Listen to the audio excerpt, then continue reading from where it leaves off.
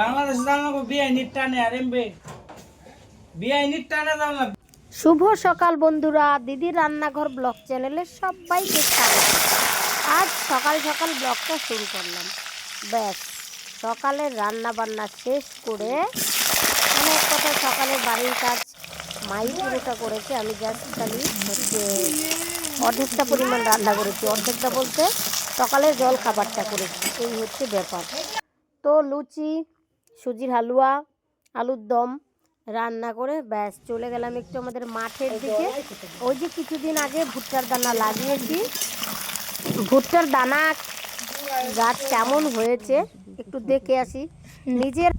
নিজের হাতে চারা গাছগুলো লাগিয়েছি।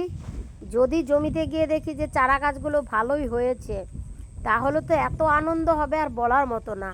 কাজ ছোট হোক বা বড়, নিজের হাতে করার আনন্দই আলাদা। চলে আসলাম, দেখো আমাদের জমির পাশে এই সর্ষে জমিটা আমাদের না, অন্য কারো। এই যে আমাদের সেই জমি, দেখো পুরো জমিতে কিন্তু গাছ গজিয়েছে, ভুট্টা গাছ আর কি। দারুণ ভুট্টার দানা থেকে চারা গাছ বেরিয়েছে। কচি ধান খেতে ক্ষেত ভরে আছে, হাওয়া দোলা দেয় তারে। জীবনানন্দ দাশের সেই কবিতাটা মনে পড়ে যাচ্ছে, যদিও এটা ধান ক্ষেত না, এটা ভুট্টা ক্ষেত। দেখতে পেয়েছো? কিন্তু এত ভালো লাগছে বন্ধুরা, কি বলবো। তোমরাও যারা আমাদের মতো জমিতে অনেক আশা করে বীজ বোনো বা বীজ বপন করো, যখন চারা গাছ জন্মে ওঠে কতটা যে আনন্দ হয়, তারাই কিন্তু বুঝতে পারো। সত্যি ভীষণ ভালো লাগছে। নিজের হাতে মা মেয়ে মিলে লাগিয়েছিলাম দানাগুলো, দেখো প্রত্যেকটা একদম সুন্দর সুন্দর গাছ হয়েছে। তো এখন ঠিকঠাক যত্ন পেলে কিন্তু ভুট্টা হবে। কেমন হবে জানি না, জানে ভগবান আর তোমাদের আশীর্বাদ। তো পরে যখন ভুট্টা হবে তখন অবশ্যই কিন্তু তোমাদের দেখাবো। ব্যাস মা মেয়ে দুজনে চলে আসছিলাম স্কুটিতে করে। দেখো স্কুটিতে করে এখন বাড়ির দিকে যাচ্ছি জমিটা থেকে নিয়ে। ব্যাস এখন কিন্তু চলে যাচ্ছি।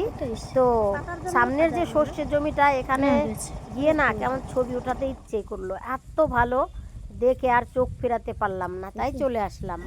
এদিকে বাড়িতে কিন্তু বাড়ির কাজ চলছে। বাড়ির কাজ বলতে গ্রিল, জানালা, দরজা, শাটার, এই সমস্ত খাট, টুল, টেবিল, চেয়ার, এক কথায় ফার্নিচার সহ, স্টিলের আর কি, স্টিলের ফার্নিচার সহ গ্রিলের সমস্ত রকম কাজ কিন্তু দারুণ সুন্দর করে।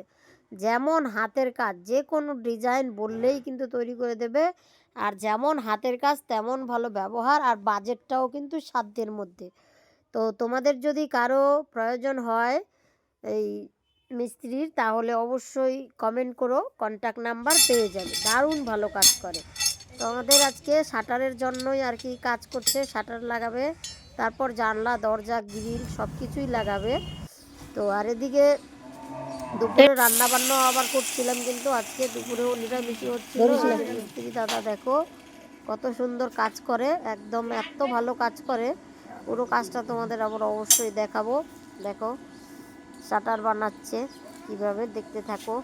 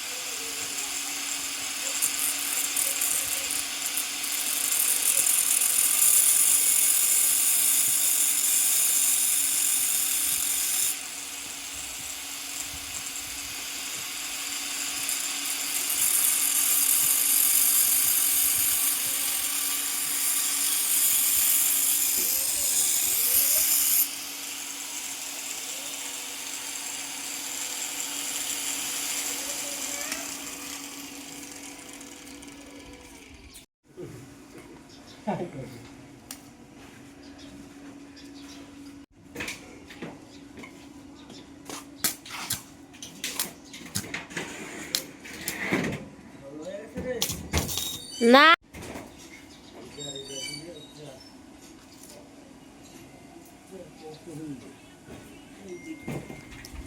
রইলাম দার্জিলিং স্নোফলে।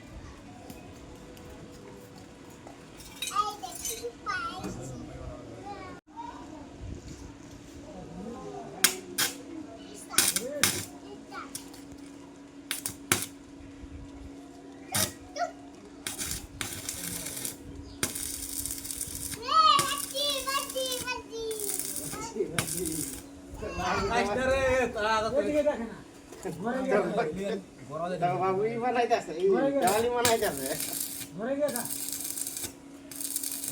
দেখিস না